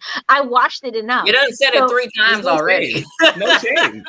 Right. So I connected I connected because of family. I connected the way how people look. I connected how the movement, the music, and overall the story. Like I had said beginning, like Abuela reminded me so much of my, the mother figures in my life growing up who saw me as like a threat. Because here's this girl who has ambition and goals at 4 years old. What do you mean you want to be a teacher at 4? I want to be a teacher. Nothing was going to stop me. I'm living my dream right now. So, and just seeing how at the end they were able to mend the ways. And yeah, of course, this is a Disney story, and how the family got together, and family is so important. So for me, the reason why Encanto like really related to me was just like, the representation, family, the music, the movement, the clothing, and just everything, which is and why for now, like now I can honestly say this is my comfort movie. Like I had COVID 2 weeks ago. What did I do? I sat there and watching Encanto and then watched Law and Order and then went back to watching Encanto. Right. So Law and Order to break it up a little bit. Yeah. You're watching SVU though, right? Huh? SVU, Yes. right? Of course. Okay. OG. What else you gonna watch? Let me put on the OG Plus. that's not SVU. Organized crime? Like what? No. So yeah, for me, it definitely was. It was a comfort. Like people, like my son, definitely like, I'm not coming into your room. You're dancing all over the floor again. I'm like, Ma, I can't do this with you. I dressed my son up as Antonio and took pictures of him after I bribed him $20. But like but the fact that what happened? Have you posted the photo shoot? No, I can't yet because it's part of a bigger project that I got invited to. So yeah, so I just his part is Antonio. There, someone asked. I got a little sneak peek. I'm so excited. Yeah, I did put a sneak peek out there, but only for my friends on Facebook because I was like so happy with his achievements for that. I was like, you know what, you get a sneak peek. Look at my son. You don't understand what he's doing, but I put a little afro. I made it all curly and everything like that. And he had a little monkey, and he was sitting there. He was dancing, and I was like, oh my God, here's $20. Yay! So the fact that he was willing to do that. He was willing to do that for me. I was so happy. And he's like, I know how much you like Encanto. So yes, mommy, I'll do this for you. And I'm like, yes. All right. Yeah, and I have everything now for my 3 Encanto cosplays. So this weekend I'm going to be busy. I think for me, I most relate to Luisa being the middle child. I am the middle child. I am the responsible one of the family, not intentionally. I know recently I've become kind of like a linchpin for my family for a lot of like breaking down of generational trauma and stuff like that, and holding us to and it's not something that I was, again, told to do. I just felt like I wanted to do this. I wanted to help my family process things through my own processing of my own nonsense or, internal issues. And it's, it really hit hard seeing myself in Luisa, feeling like if I don't hold it together, the family will fall apart. If I am not useful for the sake of my family's, needs, if I am not good enough, if I falter, if I crack under the pressure, what will happen? And that question of what could happen if I stop is something that my therapist consistently asks me that I never have an answer to, because I do not want to think about what will happen. Because if I do, my brain will automatically think worst case scenario, this will happen, this will happen, this will happen. Being the therapist of the family is a thing. Being the business-minded person of the family is a thing. Being the, okay, let's discuss potential end-of-life things. Let's discuss family, real estate planning things. Let's discuss, whatever. So it's like, because of who I am, I have that role. That's just my personality. But the pressure that puts on me because I decided to take on that role when I really don't have to. And my mother has told me on consistent times, stop it. And I can't help it. Working on family stuff right now, actually, between them and my little brother and stuff that he has going on. So it's just like, and that moment where Louisa says, give it to your sister. Your sister's older. I cried. I boo-hooed, sobbed, because I have verbatim, I promise you, I have verbatim stated that to my little brother. I was like, Mark, I got you. I'm going to help you figure this out. I've even offered, it didn't come to fruition, but I even offered to help him move here to North Carolina to live with me, sleep on my futon while he got his life together. Like, I am Louisa. Man, I saw myself manifested within her. And I'm just like, ooh, I see how this is toxic. Let me talk with my therapist and stop this habit before this becomes a thing. So, and I'm 95% certain my mother will never see this. So if y'all know my mother, keep this to yourself. It was really painful when my mom talked to me about watching Encanto, and she refused to acknowledge that our own family has generational trauma that gets passed down. And the metaphor I had to tell to her was, you're choosing to look at the sesame seeds on the hamburger. You don't want to acknowledge the stories about generational trauma. You don't want to acknowledge the stories about the elder abuse that's been passed, the emotional abuse that the elders are passing down because of their own unhealed issues. Because you want to talk about, oh, it's a nice family and the magic or whatever. And I think for me with Encanto, I'm not as satisfied because, it didn't cause the same reaction within my own family. I was hoping and praying that watching that would cause a light bulb moment of like, maybe, but that didn't happen. Granted, yes, growth is a thing, and when you're ready, it will happen, and it'll click one day. But it was hard to see, and I think it's kind of the same thing for the story of Encanto. You don't want to admit that you cause harm to your children or your grandchildren or whatever. And that's been a constant discussion with me and my family. It's been very much like, no, you did your best. I recognize you did your best. What you did at the time was valid, but please understand there are consequences that you could not have planned for, and I need you to acknowledge the harm that was happened just so I can move on with my life. Yes. So that's why I like Encanto and why I relate to Luisa the most, because I may not have physical strength because I am a noodle, I'm a straw bean pole, but I have a lot of emotional strength. Any of the twin can talk to it. Dana has seen it like almost physically manifested. The emotional strength that I have, the care that I give to others is almost the same kind of superhero power that Luisa has physically. And maybe that's probably why she has that superpower, because she may physically manifest the emotional toll of carrying her family. Ooh, that's going to go on my TikTok later.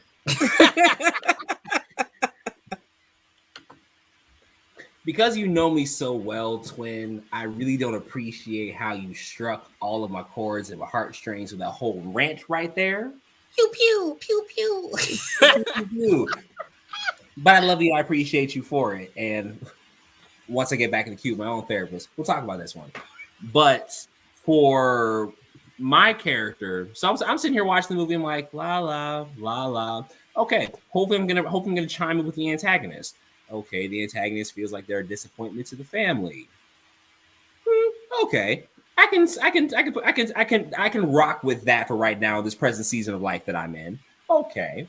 Then as Twin just explained about Louisa, because so of course, like in my case, like I'm the oldest of all of my siblings. I'm the oldest of the grandchildren. I am one of the closest to my grandmother, who is my present matriarch at this point. So there's a lot of pressure on that aspect of, for lack of better terms, the weight of the family, in short, rests upon your shoulders. and it may not wholly rest upon your shoulders now, but it will at some point.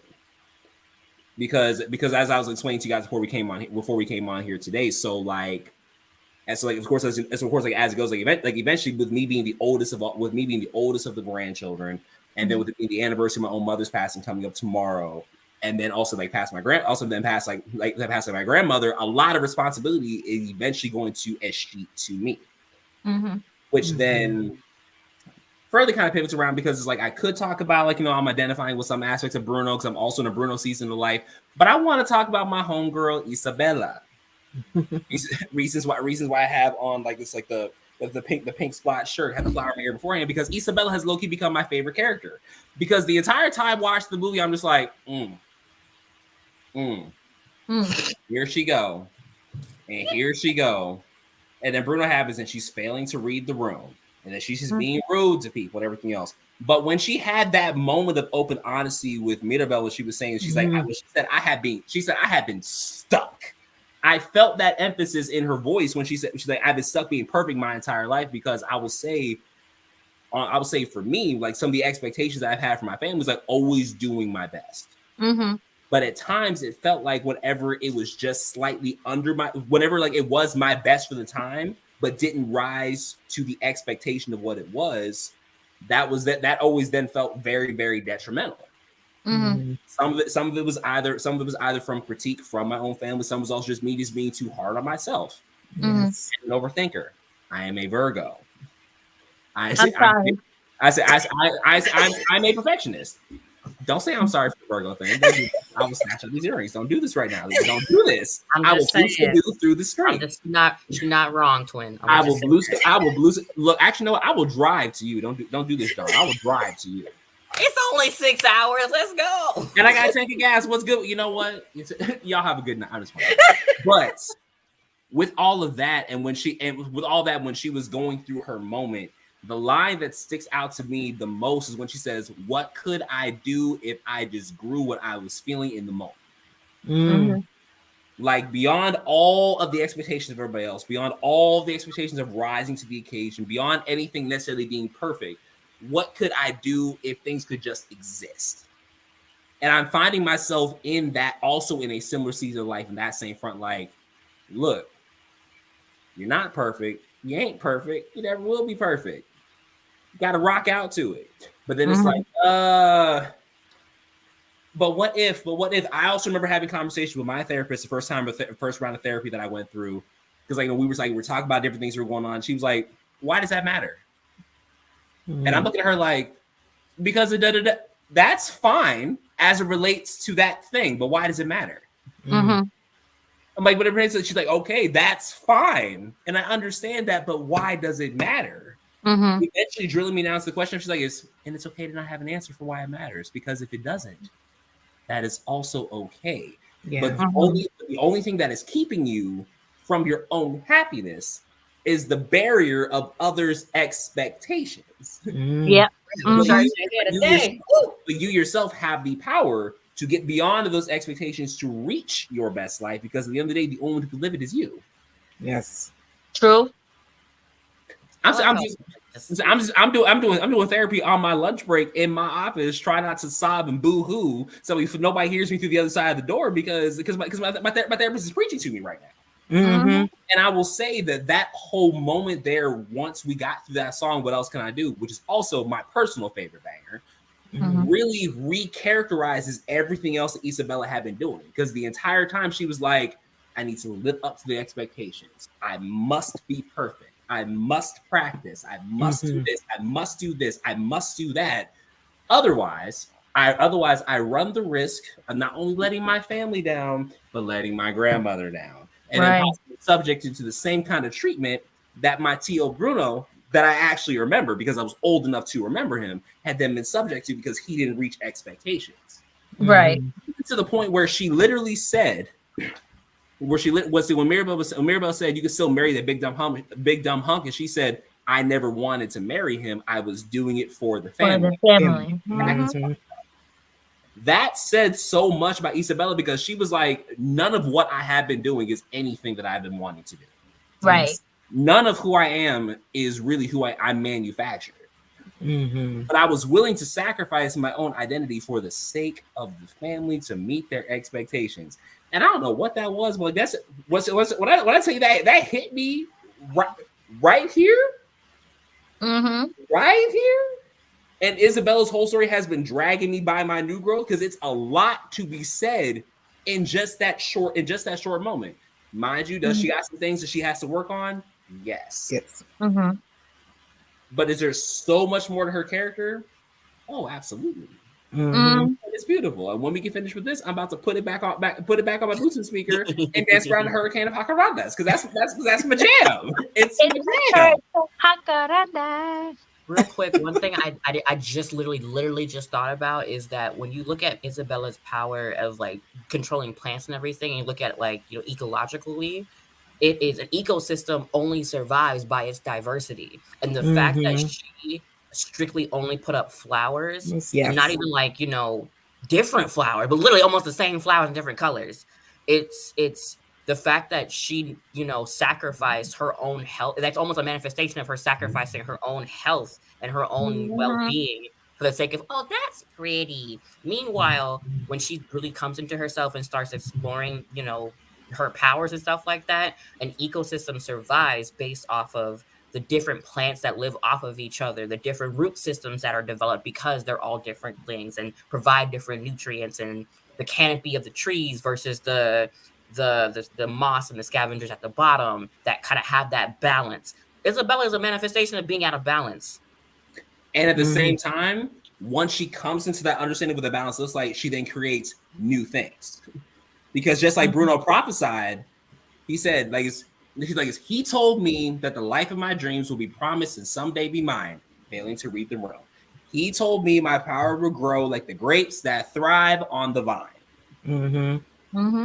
It's revealed in What Else Can I Do that her powers would grow, because once she stopped just making flowers, started just doing stuff, all the regular plants, like it's the jacarandas, the figs, the vines, the pomegranate, etc., all the rest of that was just happening.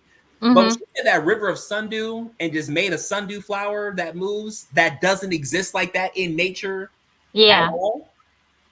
And she just said, what else can you do? Right. You know, the cough power of creation. Cough. I like that. And then she burst through her room and said, okay, and new color flower. We're riding on some vines, which I'm just like, wow. So really, that weight of that expectation was keeping you in this itty bitty little box. All you really had was orchids, roses, and mayflowers. And when you keep a plant in too small of a pot, it dies. Yeah. That message. And then once she was freed by the right hands, because the one thing I will also say about the sibling dynamic of this movie is that it's a wide variety of different kinds of sibling dynamics, but they're all good and bad in their own ways. Yes. So the best dynamics were probably definitely between Dolores, Camilo, and Antonio, because they were just chilling and vibing, probably because they weren't under the weight of those expectations. Yeah. And they were also the youngest, so you know. Yes, but Luisa trusted Mirabel enough to eventually let her know what was going on. Right. As also did Isabella, which then brought their relationship together. But then Mirabel also said, like, I see what's going on, but now I better understand it. Yeah. And now I'm not going to fault you for some of your actions because I have a better frame of context and we can be like this. Exactly. Yeah. I want to commend you guys. Thank you for sharing so much and, you know, going so deep, especially with like your own personal lives and everything like that. As somebody, I am also in therapy, have been in therapy for about 5 years now. And I definitely been dealing with my childhood trauma, dealing with everything. So I wanted to share that as well. So I want to say thank you so much for sharing what you guys have been going through and how this movie really helped connect everything that we've been talking about. And just to piggyback off of what you said, DeMarcus, in regards to the flowers and how they're all different and everything like that. Damn it, I lost my train of thought. No, I got it. No, diversity.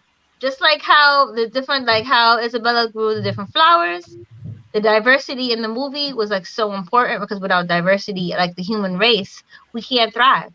we can't thrive. So Yeah. I just wanted to piggyback off of what you said as well. Perfect. Well, Indeed. everyone, wonderful discussion. Of course, as we saw in the comments, a lot of people were engaging. They're feeling it. I love our last comment, which I have been shown on the screen, because another person, family member of the Moana Nui podcast, who had decided to go and get their doctorate on indigenous cultures and breaking those generational dramas. She's the one who's posted this, talking about mental health is so taboo in so many of our communities. So when we talk about generation trauma, there's often silence or deflection of acknowledging that it exists. So we are the generations that is finally trying to get those generational traumas and curses broken. Agreed. But with that, everybody, thank you so much for this engaging comment. Of course, as we already seen, that people were getting into the Disney conversation. So once we end the show, I will be talking to y'all about let's scheduling us to do another Disney After Dark to get into those Disney shows and movies that don't portray the real story. And we might have to dig into that and go to town on that. And then, of course, as we were talking earlier before we came on, we're definitely have to do an Avatar: The Last Airbender one. So, we'll need a separate episode for Korra. We will need a separate episode for Korra because she deserves her things. I'm here for it. Because she deserves her things. Yes, Korra. Yes. And I was talking to a friend, which is another little tangent, but I did not learn the person who did. You heard at the beginning of our new intro, Mr. Steve Bloom, who did our intro. He is actually the voice of one of the villains from Korra. And then when I found out, and he's also the voice of Orochimaru from Naruto. And which villain is he? Which is, oh gosh, what is his name? Hi? The one with the eye? The one that has the cover with the mask on. Dang it, I can see it in my head. Amon, that's it. Amon. He's Amon.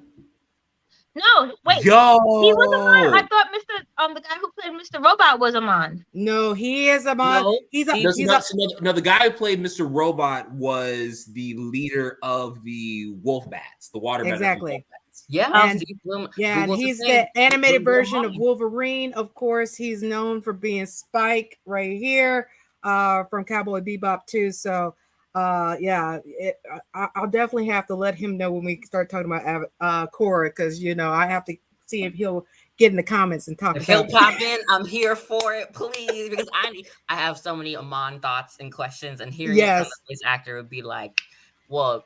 I'm about to message and be like, look, we're gonna be talking on this day. So but yeah, we'll talk after we get off live and figure out what days work for everybody, so we can dive in with the rest of the audience a little bit more into Disney real versus the fantasy of Disney, and then a lot also Avatar and Korra. So thank you, everyone. I'd like to thank our panel right here for giving your insight, diving deep, a lot of laughs and a lot of connection through this. So for those who want to, can you tell the audience how they can follow you on social media, and all, as far as whatever platforms you prefer? We're going to start with Lizette right below me. Marius, I'm sorry. I'm tired. I can't remember names anymore. I apologize. I know I told you about this, and I'm so sorry. Okay, Lizette, you can follow her. She is Sailor Ecstasy on social media, on Facebook, Twitter, Instagram. Follow her and her amazing cosplays and everything. And TikTok. I'm TikTok famous. No, I'm joking. So follow her on that. That way we can let her get some sleep. All right. Our royalty, Prince John. Yes, so on Instagram you can follow me on Prince John, on TikTok and on Twitter you can follow me on Zem Noir. I am changing my name right now so that you can actually get it, because it's spelled funny, because I'm me. So Zem Noir on TikTok and on Twitter. And Facebook is for friends. Sorry, I love y'all, but Prince John Leaps, John Leaper. But I make no promises on accepting requests because we be, shit posting, and I am not always safe for work, and I don't want the feds after me. What I do, twin? What you looking? You see my post? They'll be coming for me. Whatever. Yeah. And for the twin, Demarius, how can they follow you? So if y'all want to try to find me, I also echo a lot of the same sentiments about with my twin about Facebook's for friends, but you can find me on either Facebook or Instagram just by searching my first name, last name, Demarius Newsome. You can find me on Instagram at Oh So Fortunate. It's gonna be with 3 O's, 2 underscores, and an FOUR. Yes, I'm complicated because that's the person that I am.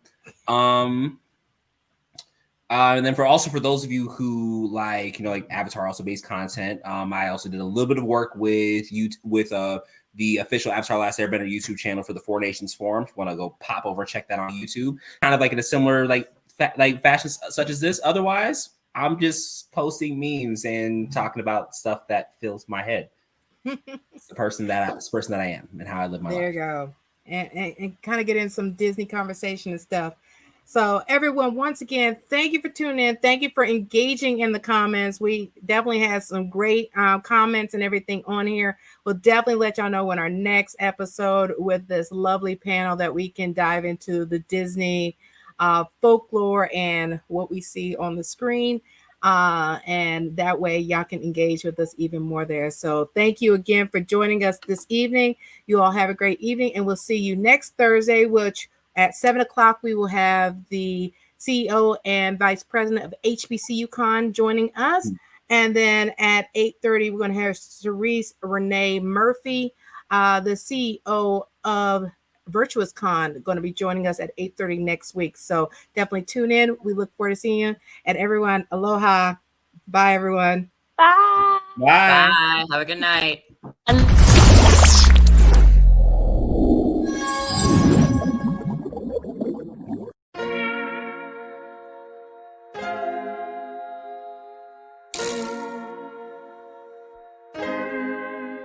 So many stories left to tell, even if we have to ourselves. Can't keep history on the shelf. If they won't tell it, we will. If this the land of the free, was a freedom then. When they annexed Hawaii and called it Cedar Lands, without any type of payment and no signing off. Called themselves a republic in 1894. 1.2 million acres overtaken from the native Hawaiians. When they resisted, the West retaliated in violence and erasure. The Hawaiian language is banned as part of colonialism's plan to expand, yeah. Stuck between a rock and a hard place. Multiple bombings of Kaho'olawe as a part of their ongoing war with Asia. Used it as a place for target practice. No consent or compensation. Colonizers call for annexation.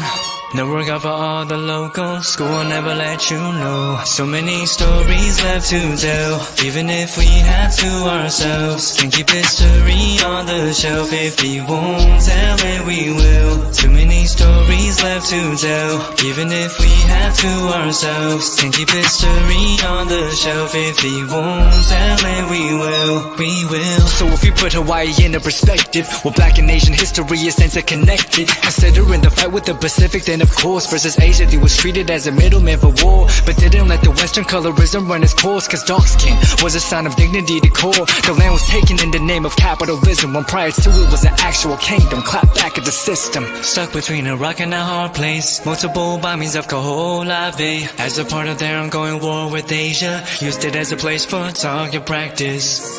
No consent or compensation. Colonizers call for annexation. No regard for all the locals. School will never let you know. So many stories left to tell, even if we have to ourselves. Can't keep history on the shelf. If we won't tell it, we will. Too many stories left to tell, even if we have to ourselves. Can't keep history on the shelf. If we won't tell it, we will. So many stories left to tell, even if we have to ourselves. Can't keep history on the shelf. If we won't tell it, we will. Too many stories stories left to tell. Even if we have to ourselves, can keep history on the shelf. If we won't tell it, we will.